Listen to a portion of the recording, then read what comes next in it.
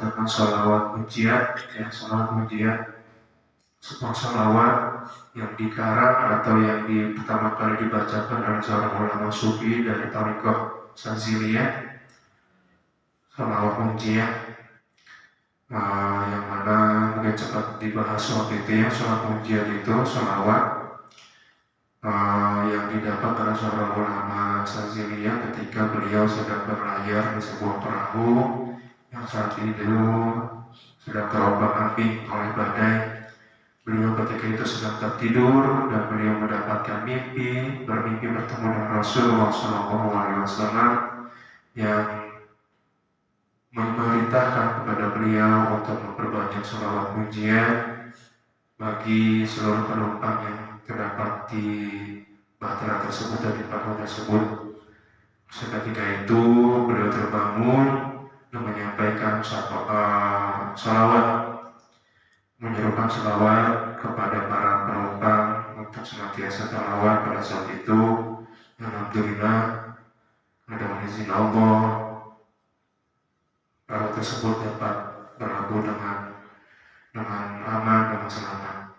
Sholawat pujian seringkali kita bacakan ketika sebelum doa setiap pada sholat, dan itu salah satu fadilahnya adalah mempermudah atau membuat doa cepat terkabul. Allahumma sholli ala sayyidina Muhammadin sholatan Allahumma sholli ala sayyidina Muhammad sholatan tunjina biha min jami'il ahwali wal afat, seperti itu ya. Allahumma sholli wa sallim wa barik alaihi sallu alaihi. Allahumma sholli ala sayyidina Muhammad sholatan tunjina biha min jami'il ahwali wal afat wa taqdirana biha jami'al hajat wa tutahhiruna biha min jami'is sayyi'at wa tarfa'una biha indaka 'ala darajat wa tuballighuna biha as-sawaya min jami'il khairat fil hayati wa ba'dal mamat. Allahumma sholli ala sayyidina Muhammadin sholatan tunjina biha min jami'il ahwali wal afat wa taqdirana biha jami'al hajat wa tutahhiruna biha min jami'is sayyi'at wa tarfa'una biha indaka 'ala darajat wa tuballighuna biha as-sawaya min jami'il khairat fil hayati wa ba'dal mamat innaka 'ala kulli syai'in qadir. Allahumma sholli ala Muhammadin sholatan tunjina biha min jami'il ahwali wal afat wa taqdiruna biha jami'al hajat wa tutahhiruna biha min jami'is sayyi'at wa tarfa'una biha indaka 'ala darajat wa tuballighuna biha as-sawaya min jami'il khairat fil hayati wa ba'dal mamat. Allahumma sholli ala sayyidina Muhammadin sholatan tunjina biha min jami'il ahwali wal afat wa taqdiruna biha jami'al hajat wa tutahhiruna biha min jami'is sayyi'at wa tarfa'una biha indaka 'ala darajat wa tuballighuna biha as-sawaya min jami'il khairat fil hayati wa ba'dal mamat. Allahumma sholli ala sayyidina Muhammadin sholatan tunjina biha min jami'il ahwali wal afat wa taqdiruna biha jami'al hajat wa tutahhiruna biha min jami'is sayyi'at wa tarfa'una biha indaka 'ala darajat wa tuballighuna biha as-sawaya min jami'il khairat fil hayati wa ba'dal mamat. Allahumma sholli ala sayyidina Muhammadin sholatan tunjina biha min jami'il ahwali wal afat wa taqdiruna biha jami'al hajat wa tutahhiruna biha min jami'is sayyi'at wa tarfa'una biha indaka 'ala darajat wa tuballighuna biha as-sawaya min jami'il khairat fil hayati wa ba'dal mamat. Allahumma sholli ala sayyidina Muhammadin sholatan tunjina biha min jami'il ahwali wal afat wa taqdiruna biha jami'al hajat wa tutahhiruna biha min jami'is sayyi'at wa tarfa'una biha indaka 'ala darajat wa tuballighuna biha as-sawaya min jami'il khairat fil hayati wa ba'dal mamat. Allahumma sholli ala sayyidina Muhammadin sholatan tunjina biha min jami'il ahwali wal afat wa taqdiruna biha jami'al hajat wa tutahhiruna biha min jami'is sayyi'at wa tarfa'una biha indaka 'ala darajat wa tuballighuna biha as-sawaya min jami'il khairat fil hayati wa ba'dal mamat. Allahumma sholli ala sayyidina Muhammadin sholatan tunjina biha min jami'il ahwali wal afat wa taqdi lana biha jami'al hajat wa tutahhiruna biha min jami'is sayyi'at wa tarfa'una biha indaka 'ala darajat wa tuballighuna biha suraya min jami'il khairat fil hayati wa ba'da. Allahumma sholli ala sayyidina Muhammadin sholatan tunjina biha min jami'il ahwali wal afat wa taqdi lana biha jami'al hajat wa tutahhiruna biha min jami'is sayyi'at wa tarfa'una biha indaka 'ala darajat wa tuballighuna biha suraya min jami'il khairat fil hayati wa ba'da. Allahumma sholli wa sallim wa barik alaihi. Jemaah muslimin yang dirahmati Allah Subhanahu wa taala, semoga shalawat kita tadi Allah sampaikan kepada Rasulullah SAW. Barang siapa yang bersalawat kepadaku 1 kali, maka Allah akan bersalawat kepadanya sebanyak 10 kali. Barang siapa yang memperbanyak salawatnya, maka dialah orang yang paling dekat kepadaku di surga kelak. Mudah-mudahan dengan fadilah dan wasilah salawat yang kita baca, mudah-mudahan kehidupan kita di dunia wal akhirah. Amin ya rabbal alamin. Yang memusahisan dalam Allah Subhanahu wa taala, sekarang kita masuk ke materi. Sebelumnya kita sudah belajar terkait tanda-tanda balik. Tanda-tanda balik sudah kita pelajari di bulan lalu. Sekarang kita masuk ke babul istinja. Bab istinja itu bab cara kita bersih-bersih dari kita setelah kita menunaikan hajat, setelah kita orang bilang bahasanya cebok gitu ya, bersih-bersih ya, bersih-bersih. Memang di dalam Islam itu Allah sangat memperhatikan masalah kebersihan, masalah toharoh, bahkan hal-hal sekecil apapun itu semuanya kita harus mencontoh dari Rasulullah SAW, yang mana pada kali ini kita membahas babul istinja dari kitab Safinatun Najah karangan Syekh Salim. Kemarin kita di majelis talim Babul Darajat disampaikan oleh Ustaz Yadi, kita membahas kitab Fathul Mu'in. Itu salah satu kitab karangan salah satu kitab karangan ulama Syafi'iyah. Ini pun sama, salah satu kitab karangan dari ulama Syafi'iyah Syekh Muslim, Syekh Salim, yang mana intinya sama. Memang ada beberapa hal yang sedikit di hal-hal furu'iyah yang agak berbeda, dan itu kita harus sikapi dengan baik, dengan bijak. Jangankan di mazhab yang berbeda antara Maliki, Hambali, Hanafi, Syafi'i gitu ya, itu pasti ada perbedaan.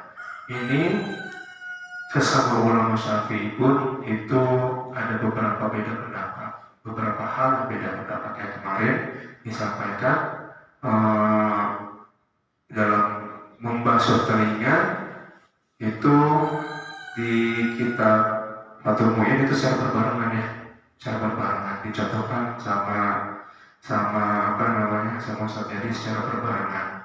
Tapi ketika membasuhnya itu kan sama, dengan jari telunjuk di dalam telinga, jari jempol dari belakang telinga, seperti itu dibersihkan. Masalahnya semua itu sama, masalahnya urutannya aja. Yang kita pelajari sebelumnya di kitab Safinatun Najah itu kita mendahulukannya ke kanan, kiri. Kalau beliau mungkin berpegangan dengan hadis Nabi yang saat itu dilihat oleh para sahabat, beliau berwudu sekaligus. Itu adalah khilafiyah. Itu ada perbedaan. Silahkan yang mau diikut yang mana dipersilahkan. Ya, silakan. Yang nggak benar yang nggak wudhu dan yang nggak sholat gitu ya.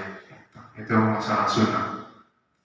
Nah sekarang kita masuk ke babul istinja. Mungkin nanti akan ada beberapa perbedaan pemahaman.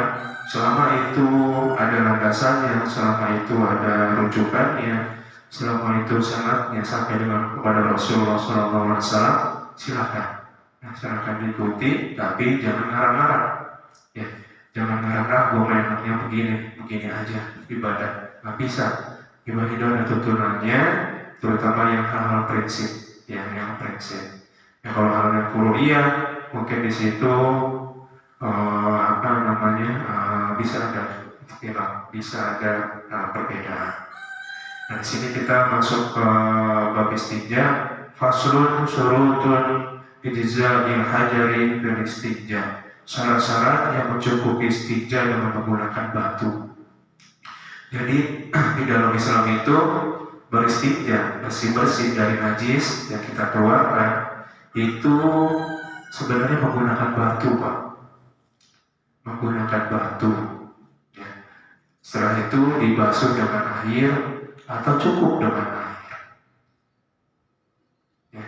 Menggunakan batu atau keduanya batu dengan air atau cukup dengan air. Gitu. Nah di sini dipelajari, insya Allah kita pelajari beberapa syarat yang mencukupi istinja dengan menggunakan batu. Kalau misalnya nggak ada air, boleh pakai batu, gitu ya. Batu apa? Batu kali, apa batu itu ya? Yang segede-gede harus kecil, nanti kita pelajari. Nah di sini syarat-syaratnya sebagaimana berikut. Syurutul istinja il hajari thamaniyatun. Syarat-syarat beristinja dengan hajar dengan batu thamaniyatun. Itu ada 8 syaratnya. Ayakuna bisalasati ahjarin. Di situ menggunakan 3 buah batu. Menggunakan 3 buah batu. Wa an yuqiyal al-muhalla, dan batu tersebut bisa membersihkan tempat najis. Wa inna yahiffa an-najasu. Yang ketiga, najis itu belum sempat kering. Wa anna yantakila, dan najis itu tidak berpindah kepada tempat lain. Wa la yatra'a alaihi akhar, dan tidak terkena najis yang lain. Itu yang kelima. Wa ijawiza safhatahu wa hasyafatahu, dan najis itu tidak melewati lubang dubur atau di ujung kemaluan kita. Nanti kita bahas. Wa anna yusibuhul ma, dan najis itu tidak terkena air. Wa an takuna al-ahjaru tahiratan. Yang terakhir adalah batu yang digunakan untuk bersuci adalah harus batu yang suci. Kita mulai ke syarat yang pertama, wa an yakuna bisalasati ahjarin. Kita harus menggunakan 3 buah batu dalam beristinja. Maksudnya gimana sih 3 buah batu? Jadi meskipun kita dengan mengusap dengan 1 buah batu itu sudah bisa menghilangkan najis yang menempel di maluan kita atau di tempat keluar maluan kita, ya baik dubur ataupun kobul, itu tetap diharuskan untuk mengusapnya sebanyak 3 kali. Misalnya ya, ini kobul kita, dubur kita, nah kita usap pakai batu udah bersih 3 kali itu, tetap itu ketentuannya harus 3 kali,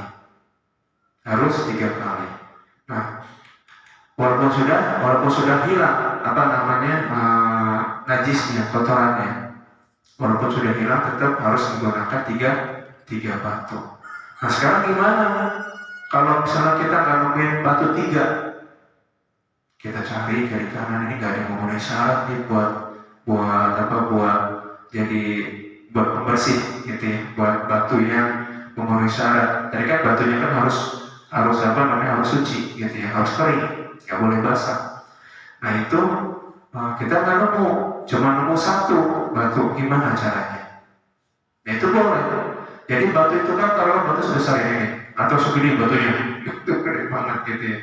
Batu segini, taruh batu koral atau batu apa gitu ya.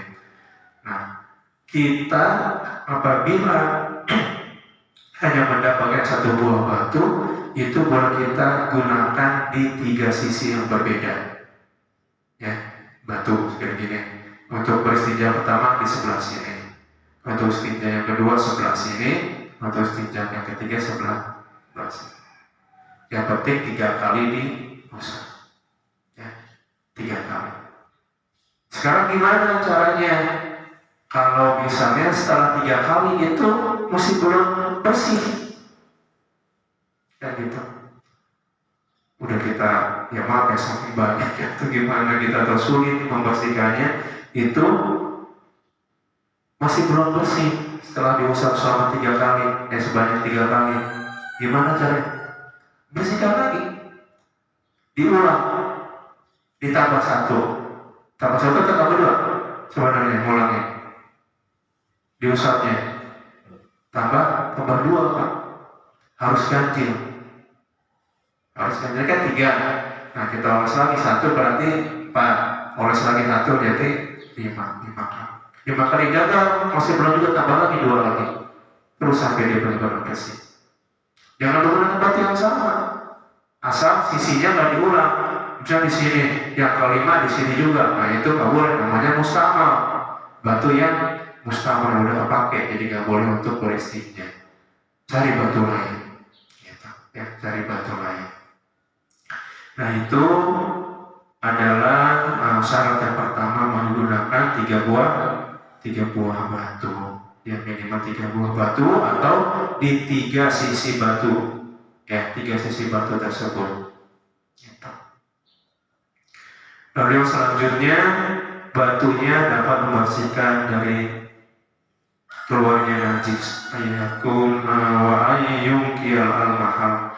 Jadi batunya dapat membersihkan tempat keluarnya najis dengan batasan bahwa najis yang dibersihkan tidak lagi tersisa pada keluarnya, pada tempat keluarnya, hanya sekedar bekasnya. Jadi batunya tersebut bisa membersihkan, kan ada batu-batu juga yang memang karena terlalu besar atau bentuknya itu dia tidak bisa membersihkan. Nah itu batu tersebut harus bisa membersihkan dari tempat keluarnya najis. Jadi ada batu-batu yang agak melonjong gitu ya. Kadang kan maaf nih, apa namanya ini, lubang anus kan agak ada selanya gitu ya, agak ada selanya. Nah itu harus terkena tuh pas bagian lubangnya, harus terkena, harus bersih. Nah itu batu tersebut harus bisa kita cari, harus kita kondisikan. Kan batu-batu ada yang bulat, ada yang pipih, ada yang lonjong. Nah itu harus kita cari batu yang dapat membersihkan tempat keluarnya najis. Tempat keluar najis ada 2, tobur dan dubur, gitu. Ujung kemaluan kita sama ujung apa namanya, akad kita. Itu yang kedua. Yang ketiga, najis tersebut belum sempat kering. Jadi ketika kita buang hajat atau ketika buang hajat besar atau hajat kecil, ya, kencing ataupun buang air besar, nah itu jangan ditata istinjanya. Bersih-bersihnya ceboknya jangan ditata sehingga dia kering secara keseluruhan atau sering secara sebagian. Jadi harus langsung dibersihkan. Ketika sudah kering, gimana nih, sudah kering seluruhnya atau kering sebagian sampai bekerak misalnya begitu ya. Nah itu harus dibasuh dengan air. Yang bisa dibersihkan oleh batu adalah najis yang yang belum mengering, baik secara keseluruhan ataupun sebagian. Najis. Jadi ingat, ada najis, ada hadas. Apa bedanya, Pak? Ya, ada najis, ada hadas. Apa bedanya? Sama apa beda najis dan hadas? Beda. Beda. Apa itu hadas? Buang kotoran. Kalau najis? Jadi hadas itu adalah kondisi seseorang yang sedang tidak suci, dari apa? Yang tidak suci, ya. Jadi hadas itu ada hadas kecil, ada hadas besar. Berhadas kecil ada hadas besar. Hadas kecil apa? Hadas kecil tadi kondisi dia tidak dalam keadaan bersuci yang disebabkan dia tidak suci, karena jadi untuk membersihkan hadas kecil itu kita cukup berwudu. Kalau ketika tidak berwudu berarti dia sedang berhadas kecil. Jadi kondisi tidak suci kalau hadas itu, ya, kondisi tidak suci. Bisa tidak sucinya itu karena hadas kecil atau hadas besar. Nah, kalau najis itu adalah zatnya. Najis adalah zatnya tadi dibagi 3, ada najis besar, najis menengah, dan juga najis ringan. Ya, itu sudah kita bahas. Jadi untuk membersihkan najis kecil atau najis ringan atau najis tadi, ya, itu kita cukup dengan prestinja salah satunya itu membersihkannya. Tapi tetap kan dia masih berhadas, karena memang untuk menghilangkan hadas itu kita harus berwudu. Nah, tadi yang ketiga adalah wa anna yakhifa an-najas. Jadi si najis itu belum naik. Yang keempat, wa anna yattaqila, dan najis itu belum berpindah dari tempat yang dia kenai ketika keluar. Bila ada najis yang berpindah dan masih menyambung dengan tempatnya, masih wajib menggunakan air. Jadi ini maksudnya najis itu tidak mengenai bagian yang lain, tubuh yang lain.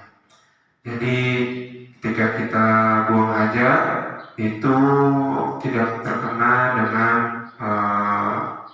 bagian tubuh kita yang lain. Nah, kalau kita terkena dengan najis tersebut, maka itu harus dibasuh dengan air. Yang kelima, najis tidak terkena barang najis yang lain atau barang suci yang basah selain air keringat. Dan bila mengenai air keringat atau barang suci yang lain itu tidak mengapa. Namun bila mengenai adalah barang najis, baik basah ataupun kering, maka itu harus dilakukan istinja dengan menggunakan air. Tidak bisa hanya dengan menggunakan batu. Jadi maksudnya ketika buang hajat itu tersentuh juga kita dengan najis yang lain, ya, misalnya karena karena gelap atau kita nggak tahu kondisinya, ketika buang hajat kita tersentuh dengan najis yang lain. Nah, itu kita wajib membersihkannya dengan air, ya, dengan air. Itu yang kelima. Yang keenam adalah bagi orang yang buangnya besar, maka najis yang keluar tidak melampaui bagian hati, dubur ataupun bobol. Ya. Wa yujawiza safhatahu wa syafahatahu. Jadi najis yang jadi ini, kita kan buang hajat besar atau hajat kecil, buang air kecil itu, maaf ya, di kemaluan kita ada lubang, dan juga di dubur kita ada lubang. Itu ketika keluar itu kondisinya nggak boleh melebar kemana-mana, ya, nggak boleh melebar kemana. Contohnya kita buang hajat besar.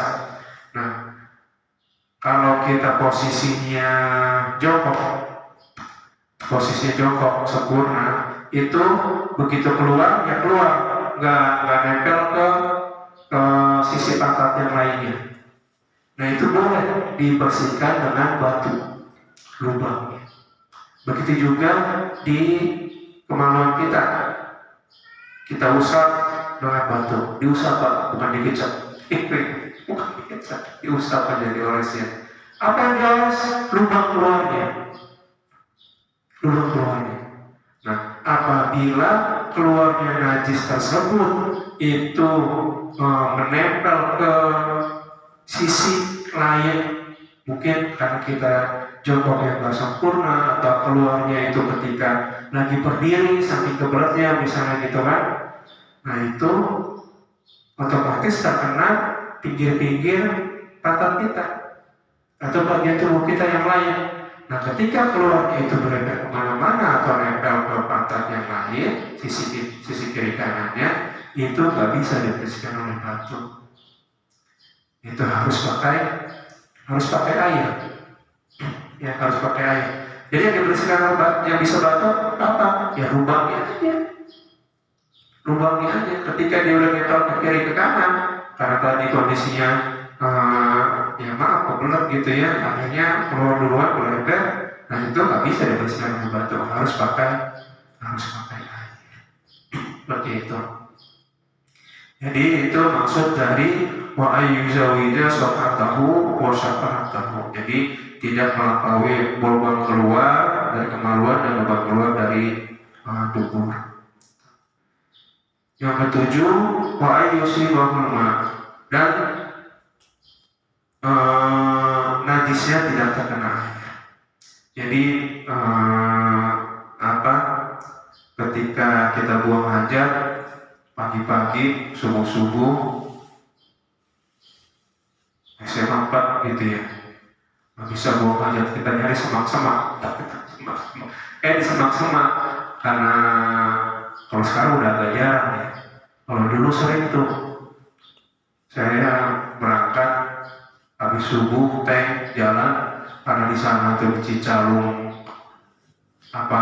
Cicalung atas itu belum ada jalan tembus, gelap gitu ya. Akhirnya saya jalan lewat Cikabon, dari rumah jalan ke atas Cikabon, dari Cikabon naik ojek ke stasiun. Nah itu sepanjang jalan dulu masih alam-alam banyak Pak, alam-alam banyak. Ketika subuh saya jalan kesek di dalam alam itu, aduh apaan ini? Ketemu juga nih sama uka-uka gitu pikirannya. Katanya ada orang lagi buang hajat, ya mungkin karena sampul SMA atau gimana bagi saya nggak tahu. Nah ketika dia buang hajat itu dia bisa bersih-bersih pakai batu atau zat yang menyerupai batu. Cuma masalahnya ketika dia buang hajat saat itu masih udaranya masih bersih sehingga banyak embun. Ketika embun, najisnya itu dia terkena dengan air embun, maka dia nggak bisa dibersihkan dengan batu, harus dengan air. Nah, ini maksudnya seperti itu. Jadi harus kering, harus seperti apa adanya, gitu, nggak boleh tercampur dengan benda yang lain atau air. Gitu ya.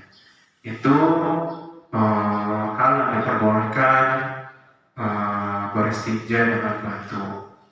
Yang kedelapan, yang terakhir, batu yang digunakan beristinja adalah batu yang suci. Maksudnya tadi batu yang suci tadi batu yang belum terkena najis. Kita lihat catnya, batunya, ini batu bersih gitu ya, batu bersih. Biar bersih kita cuci dulu pakai air, ya nggak juga gitu. Nggak boleh, tadi kan batu itu harus kering, nggak boleh basah batunya. Gitu. Nah itu adalah 8 syarat yang mencukupi istinja dengan menggunakan batu. Ya, syarat-syarat yang diperbolehkan dalam kondisi kita boleh beristinja dengan menggunakan batu. Gitu. Ya, dari hal tersebut bisa disimpulkan bahwasanya syarah dari Imam Nawawi dari salah satu penjelasan dari kitab Safinatun Najah ini itu dijelaskan oleh Imam Nawawi Al-Bantani, ulama terkenal kita dari Banten, dalam kitab Kasyifatus Saja. Kasyifatus Saja adalah syarah dari Safinatul Najah. Nah, itu barang-barang yang sebagaimana dijelaskan oleh Imam Nawawi secara syar'i disamakan dengan batu bila memenuhi 4 syarat sebagaimana berikut. Jadi yang namanya batu itu tidak mutlak itu harus berbentuk batu. Selama dia memenuhi 4 syarat kebolehan yang diperbolehkan untuk beristinja dengan batu, dia termasuk dalam kategori benda yang diperbolehkan untuk beristinja. Yang pertama, barang itu harus suci. Yang kedua, barangnya padat. Yang ketiga, barang atau benda tersebut yang dipakai beristinja merupakan sesuatu yang dapat menghilangkan dan menyerap, membersihkan najisnya. Yang keempat, bukan sesuatu yang dihormati. Bukan sesuatu yang dihormati. Sekarang pertanyaannya, kadang kita kalau di mall-mall gitu ya, apalagi mallnya yang yang agak gede. Nah, itu seringkali kita enggak disediakan semprotan keran semprot, atau kita nggak disediakan ember untuk bersih-bersih untuk cebok. Nggak disediakan tuh, Pak. Gitu. Nah, itu gimana kita istinjanya? Yang disediakan cuma tisu. Gitu. Yang disediakan cuma tisu. Sekarang boleh nggak kita beristinja dengan tisu? Katanya kan batu. Gitu. Gimana kira-kira itu, Pak? Ya. Selama benda tersebut memenuhi 4 persyaratan tadi, itu diperbolehkan. Selama benda tersebut memenuhi 4 persyaratan tadi, menurut Imam Nawawi itu diperbolehkan. Yang pertama, barangnya suci, barangnya padat, barangnya yang dipakai beristinja bisa menyerap najis tersebut, dan juga bukan sesuatu yang dihormati. Gitu. Maksudnya apa? Yang sesuatu yang dihormati tadi, tisu atau kertas, ya tisu itu sama dengan kertas ya. Tisu ataupun kertas yang kita buat istinja itu bukan yang terdapat tulisan-tulisan yang kita hormati. Atau dari sisi misalnya, nggak ada, ini biasanya santri-santri nih, anak-anak nih, kebelet mau kamar mandi nggak ada air, dia sobek bukunya. Padahal bukunya itu ada tulisan-tulisan ilmu, ada tulisan, bahkan mungkin ada tulisan lafaz Allah atau yang lainnya. Nah, itu nggak boleh. Nah, itu nggak boleh. Itu sesuatu yang kita hormati. Itu nggak boleh buat beristinja. Jadi yang boleh beristinja tadi sesuatu yang bukan yang kita hormati, ya, bukan yang kita muliakan tadi. Dan itu harus apa? Harus bisa menyerap kotoran. Itu tidak boleh. Ini berlaku buat umum, berlaku buat umum. Bisa pakai tisu, bisa pakai daun yang kering gitu, atau batu buatan kayak batu bata. Itu kan batu buatan tuh, batu bata gitu ya. Silakan aja. Gitu. Dan hal-hal yang lain sebagaimana yang digunakan untuk beristinja, selama dia itu memenuhi 4 persyaratan tadi. Ya, 4 persyaratan tadi. Itu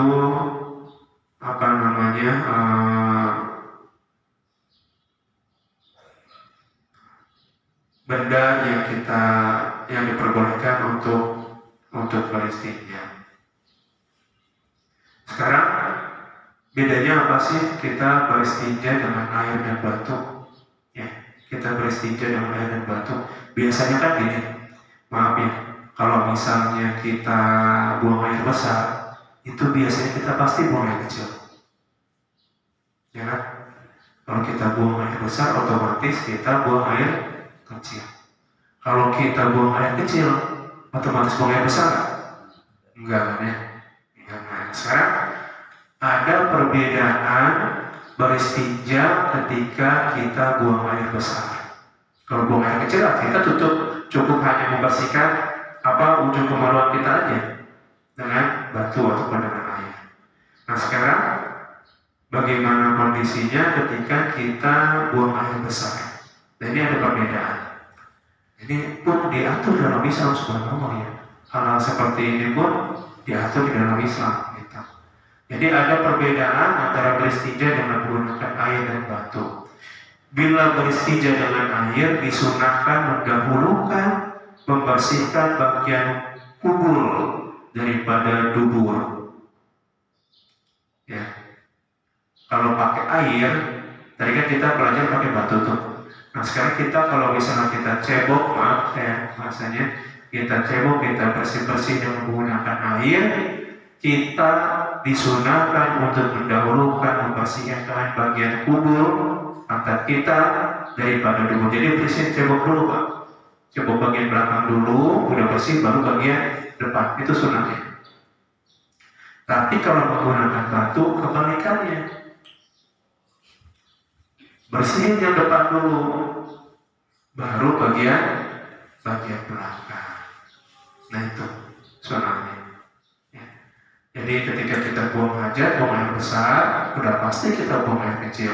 Kalau kita istinjanya pakai air, cebok dulu bagian belakang, baru bersihkan bagian depan. Kalau kita istinjanya itu dengan menggunakan batu, bersihin dulu tuh yang depan. Berapa kali? 3 kali sampai bersih. Baru bagian belakang. Itu Pak. Ya, itu apa namanya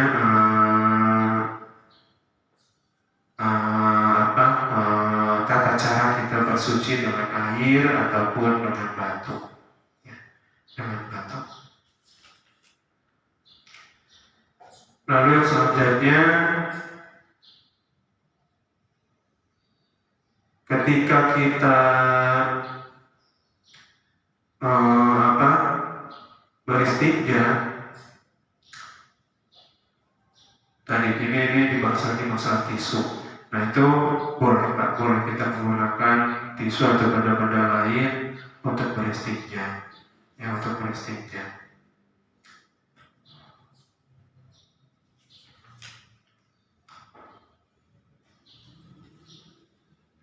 Nah sekarang kalau kita istinja dengan batu, setelah itu kita berwudu, sah nggak? Sah nggak istinja kita dengan wudu pakai dengan batu? Atau kita tadi dari awal udah kita pelajari, istinja itu boleh dengan batu atau dengan batu dan wudu atau cukup berwudu saja. Cuma untuk menghilangkan najis tadi itu tetap harus dibasuh dengan air atau dengan batu. Jadi tadi perbedaan hadas sama najis tadi ya, perbedaan hadas dan najis. Untuk membersihkan najis kita harus beristinja. Ya, untuk membersihkan hadas kita harus berwudu. Gitu ya. Bukan jatnya dihilangkan. Kalau jatnya dihilangkan itu adalah kita beristinja. Nah, beristinja, cebok gitu ya. Tapi kalau misalnya kita mau menghilangkan hadas, itu kita minimal harus berwudu. Itu hadas kecil. Hadas besar kita harus mandi besar. Gitu. Nah, itu perbedaannya. Ya mungkin materi kita mengenai istinja sampai sini. Terkait beristinja dengan batu, ada udah berpengalaman Pak? Udah pernah nyoba istinja pakai batu? Ya. Apalagi sering camping dulu tuh, waktu anak-anak camping sekolah biasanya bersami atau di gunung-gunung gitu ya. Itu dengan kondisi seperti itu ya mau nggak mau kita mesti paham cara bersih-bersih. Ketika kita nggak benar membersihkan, yang kita berwudu untuk menghilangkan hadas, itu nggak sah nanti wudunya, karena menghilangkan najisnya itu masih belum sesuai dengan syariat.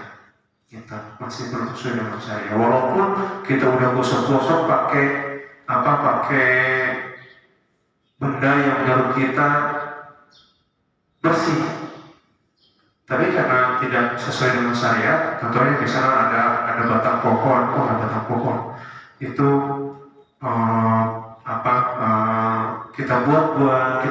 kita pakai buat beristinja, buat bersih-bersih. Padahal batang pohon itu kondisinya kena embun basah, kan nggak boleh tadi. Ya. Kalau dia kering mungkin boleh, karena memang menghilangkan sifatnya tadi, memenuhi persyarat tadi, yang memenuhi persyaratan tadi. Nah itu boleh. Tapi ketika batang pohon itu basah, dia udah bersihin, dia tadi usap beberapa kali gitu ya, yang ganjil, tetap itu nggak bisa membersihkan najis, karena memang tidak memenuhi persyaratan. Nah ketika dia masih bernajis, dia membersihkan hadas, nggak bersih tuh hadas yang masih tetap dalam kondisi belum suci, seperti itu. Yang mungkin ini saja kami sampaikan terkait dengan istinja dengan menggunakan batu. Semoga dapat menambah pengalaman kita terkait toharoh, ya, terkait toharoh. Sebelum ditutup, silakan jika ada yang ingin ditanyakan atau disampaikan terkait materi atau di luar materi, silakan. Ini kita sudah sampai.